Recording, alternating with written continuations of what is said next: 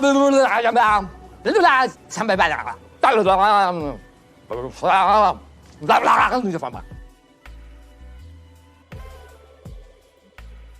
you hear me? I can. Hey, yo, the lies told that you never make it. Hopeless, so it seems. Eyes closed, candles open wide to embrace your dreams. Sometimes you gotta take a loss just to get the win. Like lies to sin was popping in like oxygen when boxes win. Focus on the mental, never lose like a smooth instrumental. Better choose on the move in a pinto. Choose what I get to, never lose smooth on the move, but it's simple. Never give up and we winning it, maybe. We just keep winning, we conquering daily. Envision and pay me, it's never the sway me. Indigenous, maybe we winning, it's crazy. Your opportunity.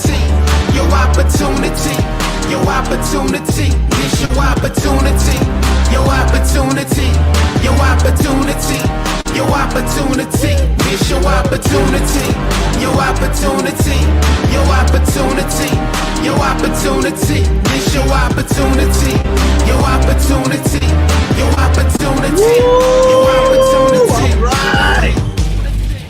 Oh, it was game day. It was game day. Welcome one, welcome all, ladies and gentlemen, to the Lion Villain Report. It's the Friday edition, and we're actually going to get to talk about a preseason game, kind of. It was a preseason game, but it was kind of the same thing that happens to us every year on our excitement. But before we get to that, we are broadcasting live into Lions Villain Squad Facebook page, over 52,000 villains.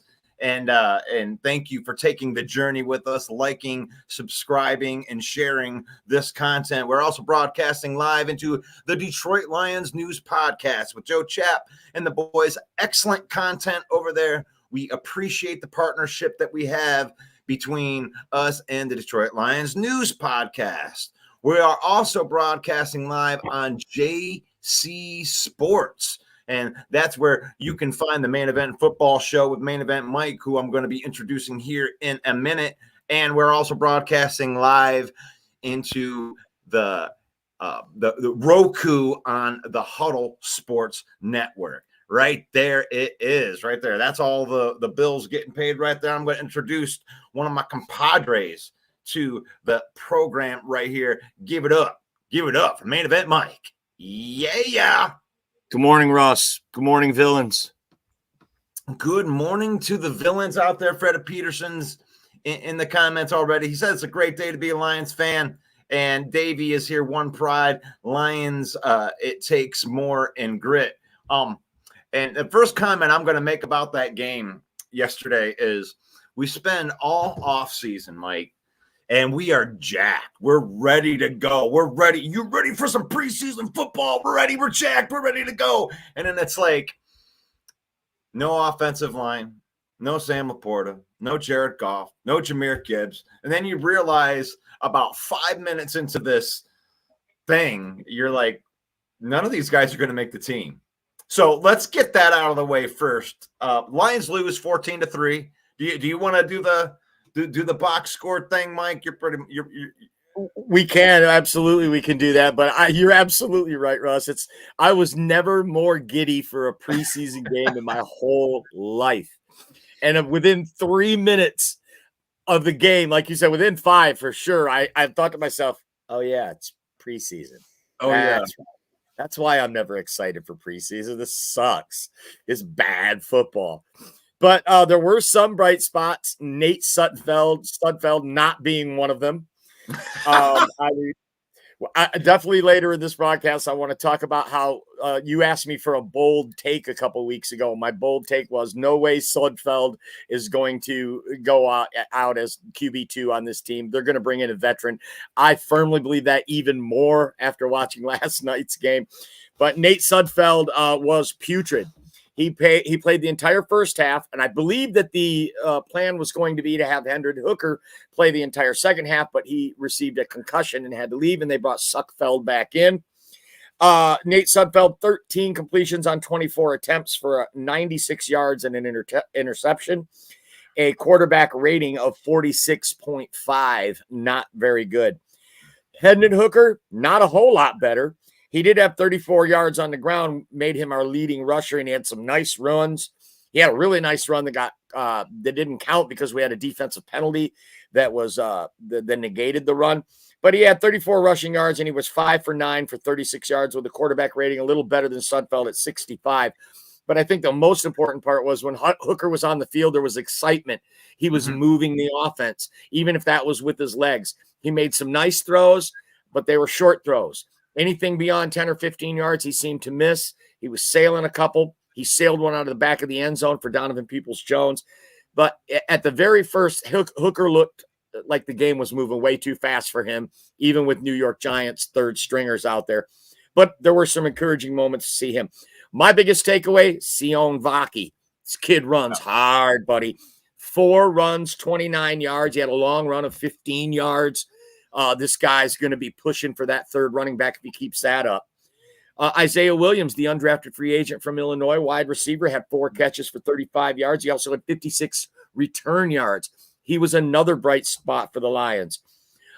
Maurice Alexander muffed the first punt of the game. And on the second one, he was lucky he didn't get called for a fumble. The ground caused the fumble. So basically 2 punts in a row, he muffed them. So Maurice Alexander looks like you're probably going back to the practice squad, kid, if you can't pick that up. This is a guy that you and I were rooting for, Russ, with these new kickoff rules, his UFL experience. We thought maybe he could make it off the practice squad this year, but it didn't look like it in that game last night. The defense looked really putrid. There were a couple of standouts. They did give up a 48-yard touchdown to Eric Gray, a run. Number 39, I didn't catch his name. Pretty sure he's not going to make the team. He got burned a couple of times. He got turned around, shook right out of his shoes on that 48-yard run. Deron Gilbert, undrafted free agent. He's from Detroit. He went to Northern Illinois, was all over the field playing linebacker last night. And Broderick Martin changed his number to 99. And he was impactful. He had a sack, and he looked like a guy who would be a second-string defensive tackle in the NFL. So that was really encouraging as well. Yeah, I'm a little bit more encouraged about the defense when it comes to yesterday, just because it's like outside of that 48-yard run, they had 4 yards rushing when it came down to it. So for the most part, the Lions' backup defenders were pretty good yesterday. The secondary looked like they might actually be at least an average secondary, which is way better than it was last year. So Hooker went out for 1 series and he brought some excitement to the game. 2 series. Okay. 2 series. He drove us down within a few yards of the goal line, and Dan went for it on like 4th down. Dan went for it 4 or 5 times in the game last night, and that was one of them. They turn over on downs at the goal line. Also, Jake Bates hit a 53-yard field goal. I should have mentioned that. Sorry, go ahead. Yeah, well, that's what I was going to say is Jake Bates hit a 53-yard field goal, and I know that we wanted to see a lot of field goals, but I'm not too interested in seeing Jake Bates make 17-yard field goals, so I don't mind them going for it down there. I really wanted to see if he could kick it from distance, and he did get a on the road in bad weather 53-yard kick right down the middle with room to spare. So that is the reason they brought in Jake Bates.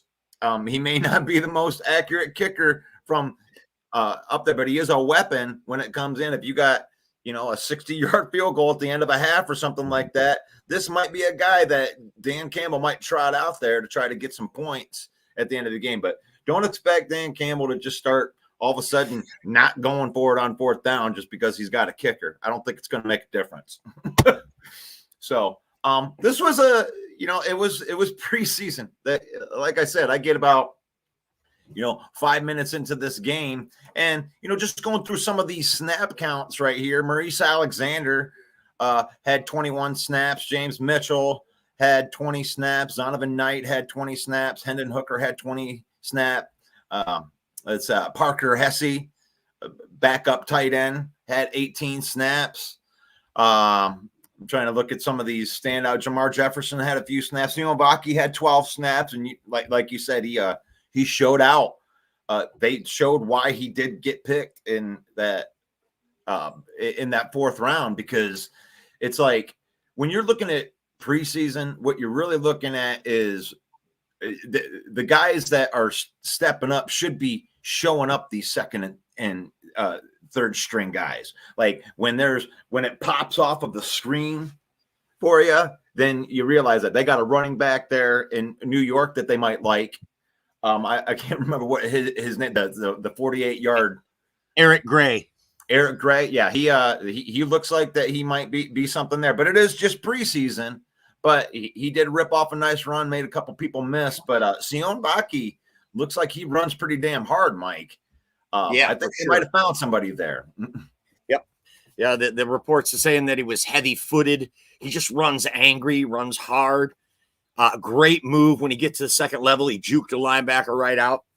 So, yeah, kid runs hard. That was one of the few bright spots for the Detroit Lions. But you know what? It's preseason. And even if the Lions, I'm going to tell you right now, even if the Lions would have won this game 14-3, I would still be saying, right, it's preseason. Doesn't matter. Okay. I mean, when I looked at the starting lineups, when they first tried it out, like I said, it wasn't even 2 minutes into the game. I'm like, oh, yeah, this is preseason. Yeah. All the hype. I'm tone it down now. But we were, when you're going through the preseason and you want to look at these guys, you thought in your mind, like my mind, that we'd get, maybe a couple of the starters would be out there, or maybe, you get to see some patchwork type of stuff. And no, they wiped the entire offensive line off of there, and they put in all guys that are competing, which this is what I like. Like yesterday, I'm on this show, and I was asked, if I wanted them to win, and I'm like, I don't want the Lions to win in preseason, because if you are a real Lions fan, then you remember when we went 4-0 in preseason. I don't even want to win preseason games. I want to be the furthest away from preseason wins than we've ever been before, because that's the last thing as I want is dumb confidence going into the season. They go, oh yeah, look at that. You remember Aaron Jones or Aaron? What's that one guy that we had that was a fifth round running back? Oh man, I can't remember what his name was. Did a backflip in preseason. He scored a long touchdown and did a backflip. Did a little. And I'm like, oh gosh, I don't want to get too excited about any of these guys. So we're looking at, people that are going to step out. Rakestraw is going to be a dog. So is Arnold and Robertson. Those guys played pretty good in the short spurts yesterday. So for sure. Good stuff. Let's that was one thing I did notice when there were legit people that when the guys who have a secured roster spot were out there, they seemed to dominate, right? Amik Robertson, first tackle of the game on the kickoff, and then on the first play on the defense, he made a great play. Ennis Rakestraw with a great ball batted down. And then Terrion Arnold never got his name called. He didn't show up in the box score at all. That's because he had his guy shut down and they never threw the ball to him at all. So the guys who are expected to be out there, Jalen Reeves-Maben, he looked like a pro playing among college players. Okay, he's a Pro Bowl special teams guy and a core piece of this team. The whole time he's out there calling the defense, he looked like the best player on the field. Ben Neiman, the backup linebacker we brought in from Kansas City, who's a special teams ace, I certainly think he's going to make the team. He looked like a pro out there among college players as well. So there were, like I said, the guys who are going to be out there during the regular season, when they were in the game yesterday, they looked dominant, and that's encouraging. Steve's in here, says Hooker reminds me of RG3. I could see that in there, that run that he had. I mean, I know that he got a concussion, but this is big boy ball. You go in there, you knock a guy down like that, you put your shoulder down. Like, this is big boy ball. And Hendon Hooker can play big boy ball. I don't know what you think about his throwing or anything, but this guy ain't scared to be out there. He ain't there. He is a big dude. He's a lot bigger than I thought that he was. 6'3". So as far as you saying they need to go out there and get another quarterback, I think Hendon Hooker is going to win this job. I don't think they're going to go out and get another quarterback unless Hendon Hooker pulls an Anthony Richardson and injures himself in the preseason by destroying people when he lowers his shoulder. So if Goff were to go down, you're okay with Hendon Hooker taking over this team for the rest of the year? not right now, but this is the first preseason game. He had 2 drives, and on those 2 drives, he had a 30-yard run. Like, if somebody is going to take over for Jared Goff, if Jared Goff gets injured, I do want somebody that's mobile. I do want somebody that can extend plays with his legs and give you something, a little bit of a different recipe that's out there. I definitely don't want Nate Sudfeld out there. Possibly Ryan Tannehill. Like, if you really feel like you need to go out there and get a veteran, but I don't know, man. I mean, eventually you're going to have to walk out there with your little leap of faith. If you want your quarterbacks to develop and have him be the backup quarterback, you can't keep on bringing in, these veteran presidents. You're going to eventually have to trust the guy to take the reins. And yesterday, even though it wasn't like a great drive, he drove the ball down the field. He got the ball down the field in one way or another. I don't care if he's 5 for 9. If you can extend plays with your legs, then that gives you almost like a pass with your arm, because I don't know, 6'3", 225-pound mobile quarterback. I'm good with that. I'm good with that. I love it. We got multiple fan bases. We got multiple fan bases here in the chat. I love that as well. Welcome to the show. Detroit fan man right here says, was that the fewest starters ever in Alliance preseason games? Felt like Terrion was the only starter on the field. I went through some of the snap counts in there, and it's the truth. You don't want to put your starters out there. If you got starters out there on our team, that means that you got competition for starting positions. And right now, what they're showing beyond a shadow of a doubt is there is no competition for some of these positions. Some of these positions are locked in. They're trying to figure out, the Lions are trying to figure out the back end of their roster. Who's going to be number 40 through 53 right now? And those guys are bad. There's a couple names out there I didn't even know. Like, they must have just brought them in from practice squad or something like that, Mike. A couple of more observations I have on my notes here. That Antoine Green, I don't know, buddy. I don't know about Antoine Green. He got put on his ass a couple of times. There was a crucial 4th down where we went for a quarterback sneak in the first half. And he was the reason we didn't get the play. He got blocked into the play. He was getting tossed around like a rag doll. He's tall. He's that X receiver we like, but he's just too flimsy. He's too slightly built.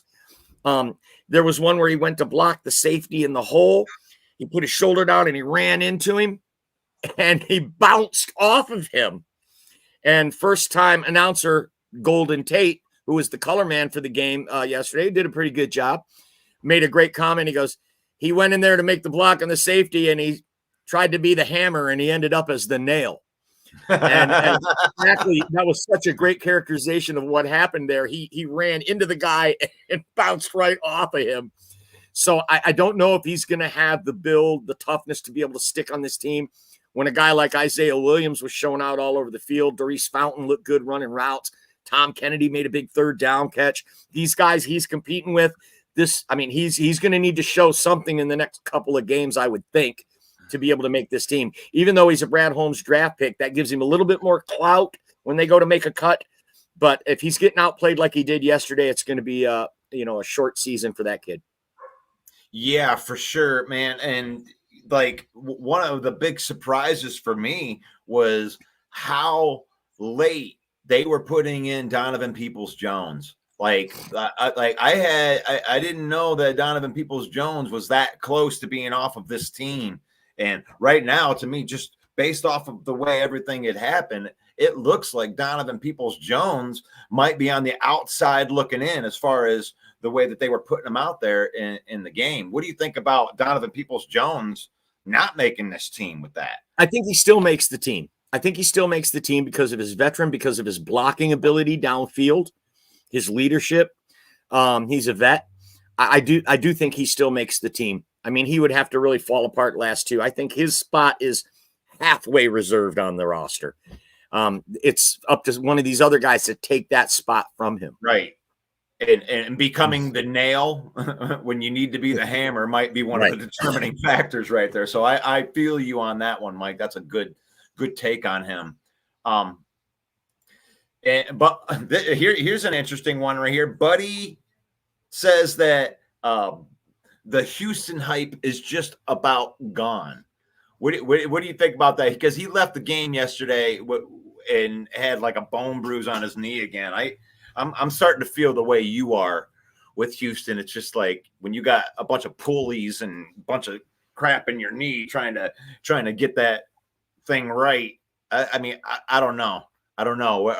Are you about done on Houston, Mike? No, he's got 8.5 sacks in only 11 career games. I mean, that is an impressive stat. So no, I'm not done with him yet. But your eyebrows at least a little raised at this point. He looked fast coming off the edge, though. I mean, we had another guy named Ukwu who looked like James Houston a couple of years ago coming around the edge last night. And so, no, I don't think James Houston's in any danger. He's a situational pass rusher as it is. He's a third down pass rusher. So those guys, they need those guys on the team. So, nope, I think he's safe. He didn't look bad to me. I wondered why I didn't see him come back out. And now I did not know that he had a bone bruise and was pulled from the game. Paul Jones says that 90% of that roster I seen working with Jeremy at the tire shop last week. Oh, Paul. A-Dub says I'd give the starters at least 2 or 3 series to play. I don't agree with that at all. Not if you have your roster set in that spot. I mean, if there's competition there, I get it in preseason, but I mean, if you're out and you're driving without insurance, you don't want to do that very much right there. And you want to make sure that it matters. You want to make sure that if you're going to take a chance on getting that injury or putting tape out there for your opponents, like, I don't want you to see my starters yet, A-Dub. That may be something that Green Bay is going through right now because there's some questions on your starters. And if that were the case, I would say that you should go out there and you should see what those guys got for that competition. But if there's no competition for the spot, I mean, if I were you, I wouldn't be putting Jordan Love out there if I were you, unless you needed to. I'd see what you got in Clifford. I'd see what's going to happen if Jordan Love goes down. What are you going to get? Those are the guys I'd be putting out there. So we don't agree on that one, A-Dub, but I do love your takes. I always love A-Dub's take, one of the best Packer fans out there. And that's the old way, A-Dub. Now with these joint practices, it's not like that anymore. Now the starters are getting their work in these joint practices. And Dan Campbell's on record saying that he values the joint practice more than preseason games. So that used to be the way. Always let the starters get at least 1 or 2 series, get their feet wet, get that feel for playing against guys that aren't on their team. But in this new revamped style of preseason in the NFL, I don't think the Lions are going to practice that. I mean, last year, Jared Goff, he absolutely begged to go out there and play a series. And they finally let him go play 1 series last year. So I don't think we're going to see that anymore this year from this team. Brent says, hey, guys and women, I didn't get to watch the game yesterday. And it's like, you know what? I would say that's too bad, but I wouldn't. I guess I'm not really going to say that because I don't really think that we got to watch a game yesterday either. Before he went out, Houston and Martin were playing sideline to sideline. Yeah, for sure. I definitely loved what we got out of our defense yesterday. When you're looking at those guys, really, when it comes to a lot of the preseason things, if they didn't call your name, then it's probably a good thing. I didn't hear a lot from those things, but you don't want them to be calling your name on defense a lot. Rakestraw didn't get his name called. You know why? Because they didn't throw to him. They didn't throw on that side. We don't want like Mike was just mentioning, you got a wide receiver going out there being the nail when he needs to be the hammer. That's not the way that you want your name mentioned. Steve say Packers got Zach Martin from the Lions. Morton? Zach Morton? Zach Morton? Oh. Yeah, you got one of our practice squad guys. That's cool. That's brutal, Paul. Yeah, those guys right there. So LOL, A-Dub, Steve are awesome. Yeah, the rival fans that we have in here ever since we ran out the trolls, because the trolls got quiet last year, Mike, which was really, really funny to watch all the trolls like skip town for about 6 weeks last year from the Packer camp. And, A-Dub and Steve are really the only ones coming in here, like, and talking football. So I appreciate the ones that can do more than just, throw a rabbit punch in on us because we haven't won a Super Bowl, all of the garbage that comes out every year, like the Groundhog Day comments, But Buddy says that I thought I was watching a Chicago Bears trial last night. All right, come on, guys. Like, here we are in preseason. Those Chicago Bears. We were talking to Broski. He came in here last night saying, "Hey, I heard that some bet was going on, and you offered." And I offered him the bet that you offered him, and he didn't want to do that. He says he only bets with money. He declined. Okay, he declined, and it turned into where I think that he tried to insult your manhood, and then we come back into the insult manhood a little bit, thinking that we're scared because you don't want to bet $100, and I told him that I wasn't going to let you bet $100 on this platform because of my own personal beliefs, and that's it. I mean, that's okay. We're just not going to do that. And then Paul reminded Broski that we aren't licensed to take bets, and that Broski's actually trying to get our page shut down. So I understand when you want to bet some money on here. But the thing is like, if you want to bet pride with us, Mike's willing to take on a Bear fan that doesn't mind getting embarrassed a little bit. And it's pride versus pride. Like, the thing is with money, the money betting thing to me is it's a gray area, right? Because you don't know if Broski makes $200,000 a year. He might be able to wipe his ass with $100. And we're from Flint, Michigan. So $100, we might not be betting the same thing. So Mike's $100 may be different than Broski's $100. But what is the same is if the Lions don't sweep the Bears, that Mike comes onto this show wearing Bear gear and he takes his medicine from said Bear fan. Or if the Lions do sweep the Bears, then you got to come on this show with your Lions gear and you got to take your medicine. To me, that's two people betting the same thing, the same amount of embarrassment. I don't know how much money you make. You could be lying about how much money you make. So if you guys want to do pride bets on here, just let us know. Like, we're willing to embarrass ourselves for our team. As you know, Russ, I'm an experienced gambler. And the rule number one in gambling is never bet more than you can afford to lose. And while I'm not a wealthy man, I can tell you I can certainly afford $100 bet. Okay.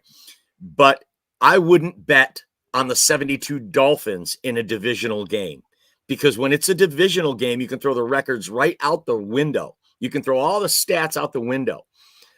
An NFC North divisional, I would never bet on the Lions or any other team to sweep a division opponent for $100. That's just too risky of a bet. I don't care what the point spread is. It doesn't matter. That's a sucker bet, and I'm not a sucker. So it has not, I mean, I don't like you painting the picture that I'm poor, because I'm not poor. I work 3 freaking jobs, so I'm not poor. But I don't have $100 to throw out the window, that's for sure. But the point being is, like, just from a schematic standpoint, is like, if I want to bet with somebody, I want to make sure that both betting sides are on an even playing fields. And when you don't know how much money somebody makes or how much money it's going to hurt, like I said, you might be able to wipe your ass with $100. Like, and I know that you may not be poor, Mike, but you can't wipe your ass with $100 bill. Okay. So, but what you can do is be willing to be embarrassed. You and I do an embarrassment bet every year. We do the Ohio State versus Michigan bet every year. And I've been wearing maize and blue for the last 2 years because, man, I'm a sucker. I didn't bother betting anybody for 20 years while we were kicking your ass. But the minute that I start betting, Michigan's like, so whatever. But that's what's fun about it, right? We don't take each other too seriously. I still, Mike's my favorite Michigan fan. I hate you the least of all Buckeye fans. Absolutely. And we're there. And we're honorable, though. Like, I made a bet with you right here on this very broadcast, and I had to shave my head, bro. Hey, did we lose you? Or is that me? Oh, we got Mike in a frozen spot. Let me see if it's me. No, that must be Mike. Mike must have gotten kicked out right there. See? Oh, gosh.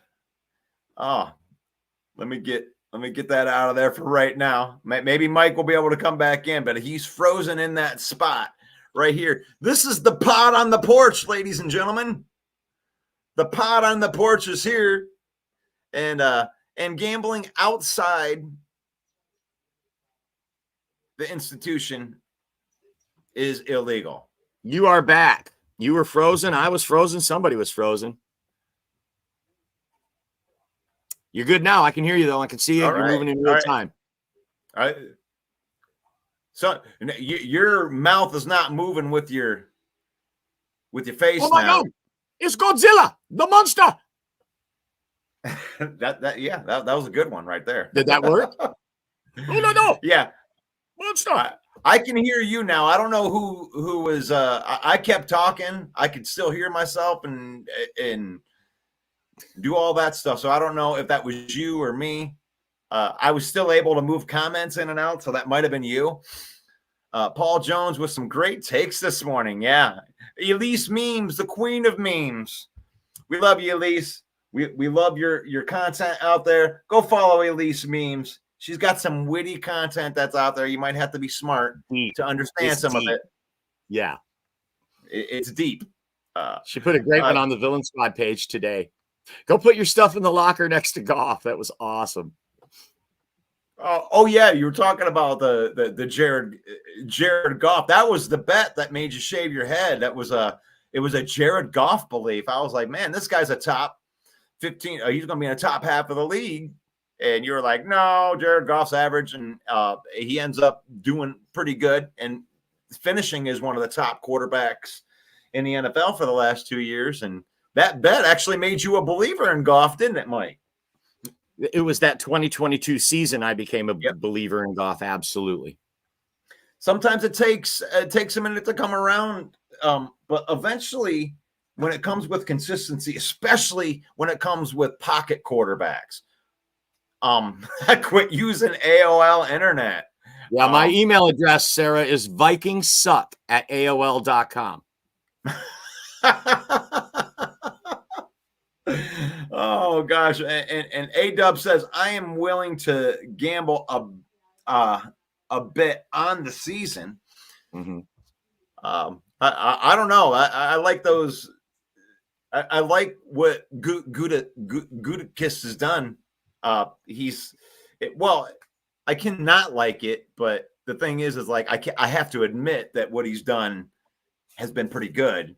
So if I'm scared of any of the teams in the NFC North, it would be the Green Bay Packers to sneak up there. I'm with you, Mike. I mean, I am a little bit scared of Caleb Williams, but then again, my non-fear of Matt Eberflus makes me not scared of Caleb Williams, because you need to be able to coach to be able to do it. But Matt LaFleur is a good coach, and he does get the most out of his guys. That Green Bay Packer team is young and good, and we'll have to see. We'll have to see if they can put it together for 2 years in a row. Can Jordan Love move past the 8 games of awesomeness or the 10 games of awesomeness and continue that?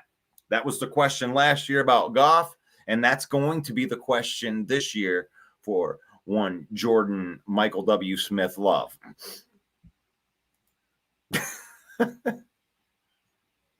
Brent says, I heard that Martin had some good play. Paul says, technically, you can still bet $100 against each other. All you have to do is each put 100 on your team and post it up the DraftKings. There you go. One person wins 100 and another person loses 100. That is absolute genius, Paul. I've never even heard of that. That is good. That's such a great call out. Can we? Oh, we don't have Kirk Cousins for you to do. Do him a verbal Kirk Cousins. You like that?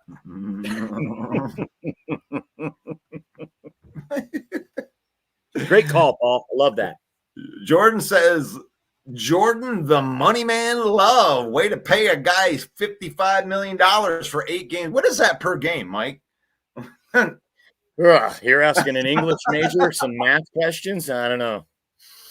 Oh gosh, like that's a lot of money right there. But I'm glad that you like your quarterback right there. But I know that there's a part of you that goes, man, that was really, really quick to do that. You have to be like that. Unless you got these blinders on and you're just like, yeah, it's gonna work because it always works. But I don't know, man. That's scary. That would be scary to me. Like, could you imagine if they would have taken Jared Goff after the 9-8 season, and then gave him $53 million a year? Could you imagine that, Mike? Like if he'd never had any experience in LA and didn't have all the experience that he had in playoff games and going to a Super Bowl, and then just after those 8 games where they went 8-2 and won those 8 games. But here's the big difference, Russ. They saw this guy for 3 years in practice. They practiced against him for 3 years. They knew what they had. And I am not a Jordan Love guy who thinks it was an 8-game fluke. As you know, I firmly believe the kid's the real deal. And if Caleb Williams ends up being the real deal, and then now you got JJ McCarthy coming in, who maybe a year from now or 2 years could be the real deal. This is shaping up to be the toughest division in football. Broski says, I agree, Russ. You almost forced to do it. I think that Love is going to be a stud, though. I mean, it's okay to think like that because the recency bias says that, he might be the best quarterback in football. That if you want to just go by recency bias, I don't think that there was a 10-game stretch last year that was better by any other quarterback, even Patrick Mahomes. So, if we want to just go on recency bias, that's fine. But I don't agree with Mike at all when he says that that they believed in Jordan Love. They watched him in practice for 3 years, because if that were the case, they would have just extended the guy and they wouldn't have paid him $1.50 for 2 years without extending him. So if they believed in him so much, then why didn't they just extend him in the first place? So they needed to see what they had in Jordan Love first, and Jordan Love wasn't going to let him play out that contract because they actually had Jordan Love under contract for under $20 million for this year. And Jordan Love called their bluff and said, listen, you ain't doing that again to me. I love you guys. But you guys got to get off your horse and you got to pay me, because I bet on myself last year for $20 million. I delivered, right? That's what Jordan Love said. And now you got to pay me. Now you got to pay me based on these 8 games. But have you seen enough? We'll see.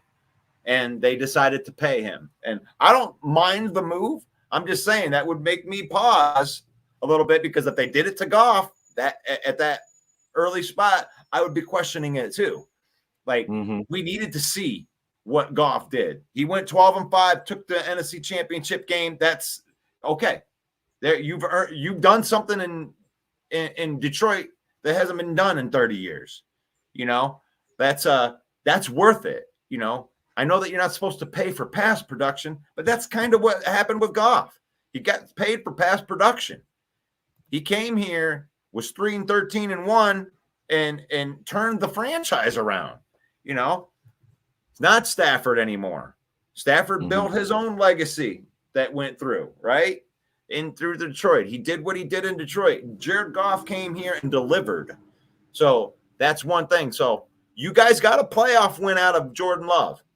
So I'm not going to give you a hard time for extending the guy. But if he doesn't play well this year, I'm not going to be the one that I say, hey, I told you so. But there were some moments last year and all the awesomeness that Jordan Love looked really goofy.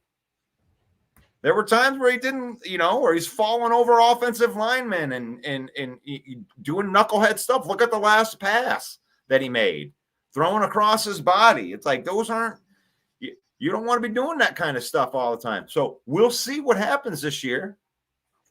Maybe they will have a repeat, but if he falls back, or maybe the Chicago Bears get the better of the Green Bay Packers this year, it wouldn't surprise me all that much, Mike. Agreed.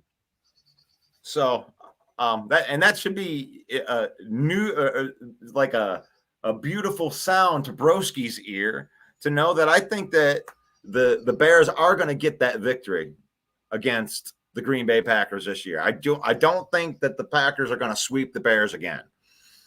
They're going to get that victory this year. What do you think, Mike? If they do sweep them, that'll be 13 games in a row? Yeah. Ugh. Yeah. It'd almost be as bad as Ohio State and Michigan. I mean, how many in a row was that? That was so many in a row. Steve, you need to stick to trolling and leave the jokes to the professionals. What's that? I said Steve needs to stick to the trolling and leave the jokes to professionals. Golf is the best of the golf course for golf of the golf course. The golf course. My, that's so bad. I can't even believe I put that up. My apologies to everyone else. Well, I mean, it's almost kind of like you trolling them just by putting their con up. So I don't mind that one. Here's Fred Suckfield. Has been in the league likeliest a cockroach for 10 years and still threw across his body for a pick. Shaking my head. I don't want to go out there and say that there's any competition. If anything happened yesterday is Hendon Hooker catapulted himself like leapfrog, used Suckfield's head to jump way ahead of him. There is no competition for that second quarterback position right now. It is Hendon Hooker's to lose unless the Lions bring somebody else in.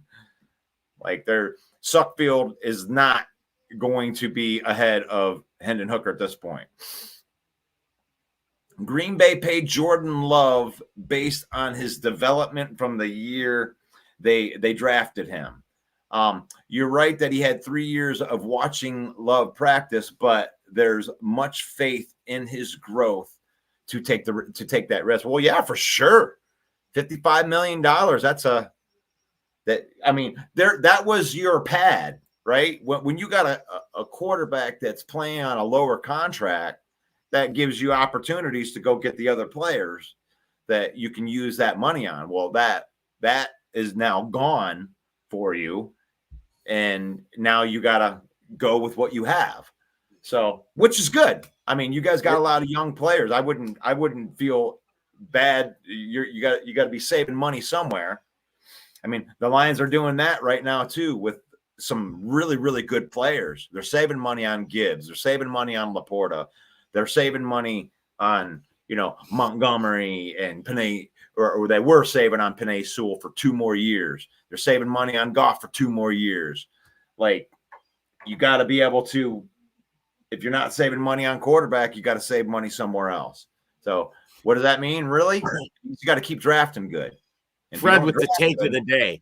Fred with the take of the day. Goff is better than Hooker. Hooker is better than Uncle Rico. And Uncle Rico is better than Suckfeld. So yeah, Suckfield is went way down on this list, huh? Uncle Rico's even passed him on the depth chart. I just know if the coach would have put me in the fourth quarter, we'd have been state champs. I just know it. It's like, do you really read into what Uncle Rico was really saying right there? It's like, I know if he would have put me in. That means that Uncle Rico was actually the backup quarterback in high school.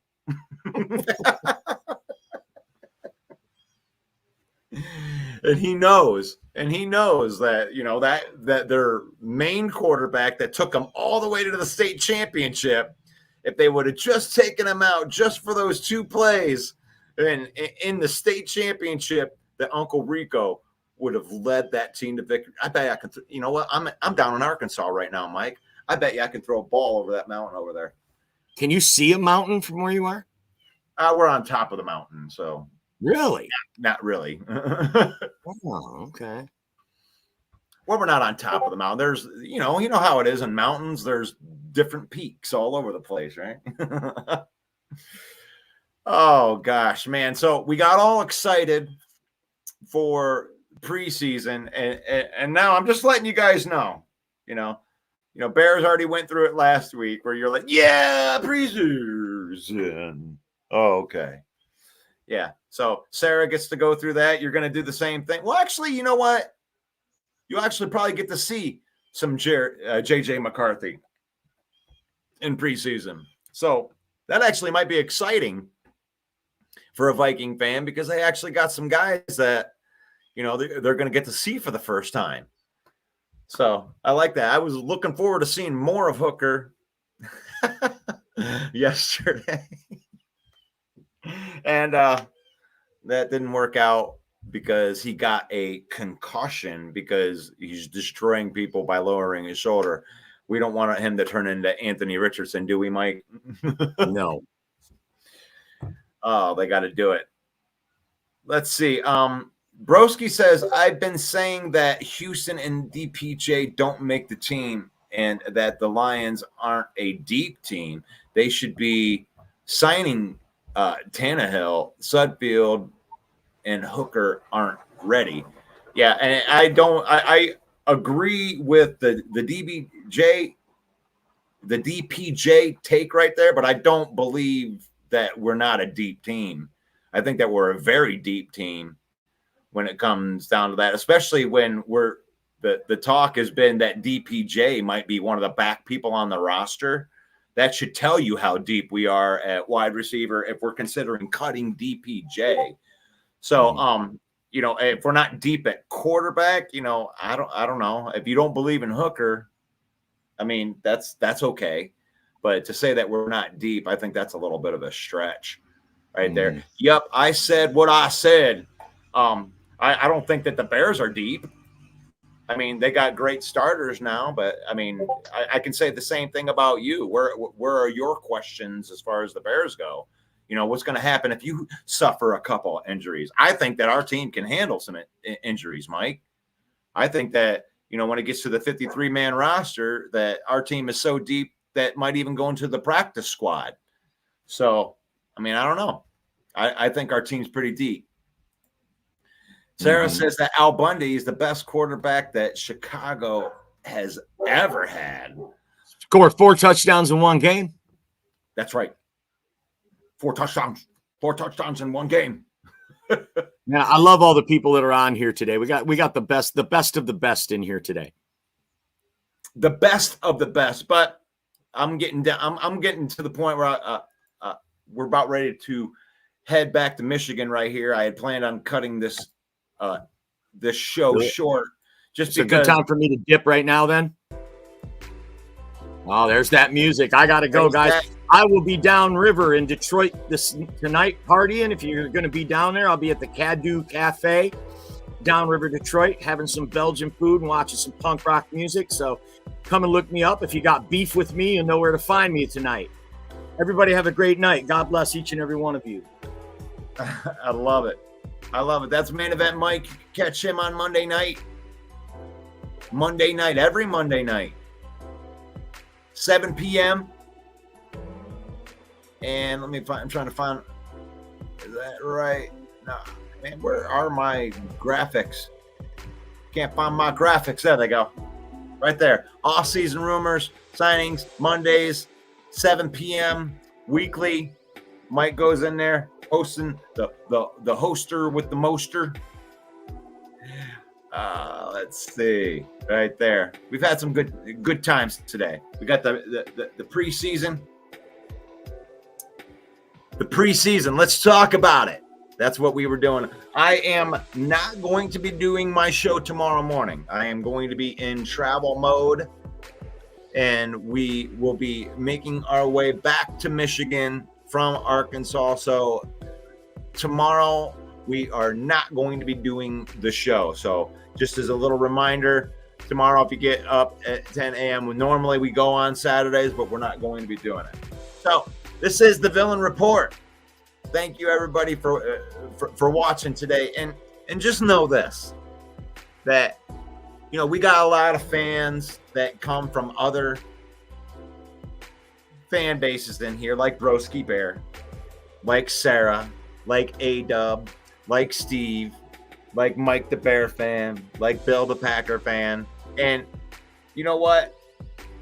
It ain't all about football, because it's faith, family, and then football, in that order, because that's what we can do to protect ourselves from being too much of a butthole, right? Because I love me some Steve. I love me some A-Dub. I wish the best for you guys. You know, I love that you guys come on here, talk football with us.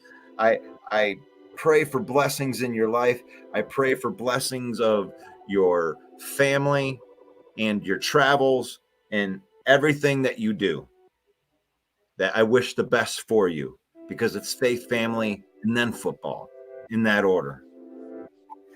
So I'll leave you with the blessing that I leave everybody with, and that is, may the Lord bless you, may the Lord keep you, and may the Lord shine his face upon you until we meet again. And that'll be on Monday morning for Yo, the lies so that you never The make Villain it. Hopeless, Report. so it seems. God Eyes bless you. closed, Peace hands out. open wide to embrace your dreams.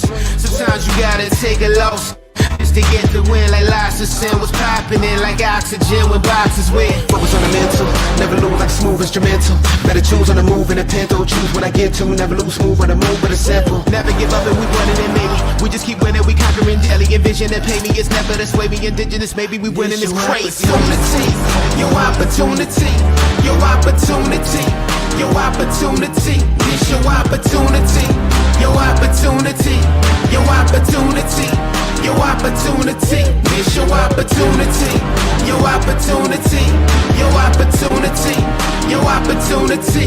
This your opportunity, your opportunity.